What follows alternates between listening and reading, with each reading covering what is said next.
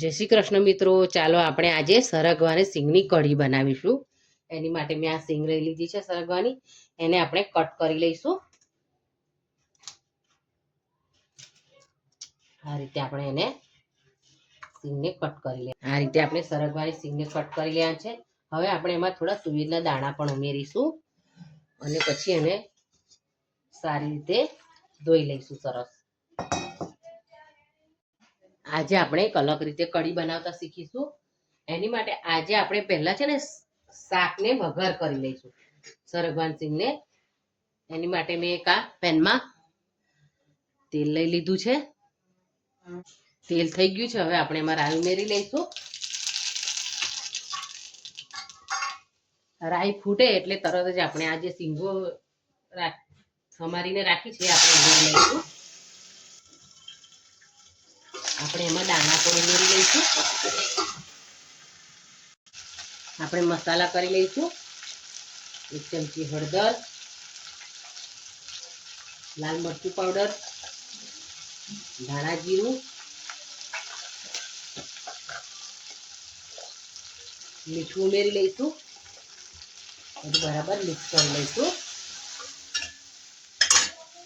પાણી ઉમેરી લઈશું અને શાકને હવે ચડવા દઈશું.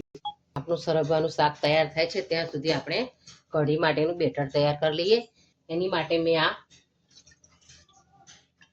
1 બાઉલ છાશ લઈ લીધી છે. 1 ચમચો ચણાનો લોટ ઉમેરીશું. એને બરાબર મિક્સ કરી લઈશું. હવે આપણે હળદર ઉમેરીશું. આપણે શાકમાં ઉમેરી છે તો પણ હળદર ઉમેરવાની છે અને છાશના બેટરના ભાગનું મીઠું પણ ઉમેરવાનું છે અને બરાબર મિક્સ કરી લેવાનું છે. હવે જોઈ લઈએ આપણું શાક થઈ ગયું છે કે નહીં. જોઈ લઈશું આપણે. હજુ આપણા દાણા થોડા કાચા છે, થોડી વાર રવા દઈશું આપણે શાકને. આપણું શાક સરસ તૈયાર થઈ ગયું છે. દાણા પણ ચડી ગયા છે. હવે આપણે જે છાશનું બેટર બનાવીને રાખ્યું હતું ને એ આપણે એમાં ઉમેરી દઈશું અને મિક્સ કરી દઈશું.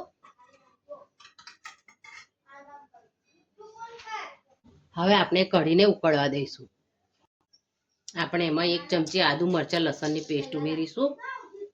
આપણી કઢી ઉકળીને સરસ તૈયાર થઈ ગઈ છે. જો હવે આપણે એને સર્વ કરી લઈશું. તો તૈયાર છે આપણી સરગવા દાણાની કઢી અને રોટલા. આ રીતે તમે કઢી એક વખત ચોક્કસ બનાવજો. એક બાજુ તમે શાક વઘારી અને તૈયાર રાખો અને બીજી બાજુ બેટર તૈયાર કરી દો તો તરત તમારે શાક ચડે એટલે તમે બેટર ઉમેરી અને ફટાફટ કઢી બનાવી શકો છો. એટલે આ રીતે તમે એક વખત ચોક્કસ કઢી બનાવવાનો ટ્રાય કરજો અને એની મજા માણજો. Thank you.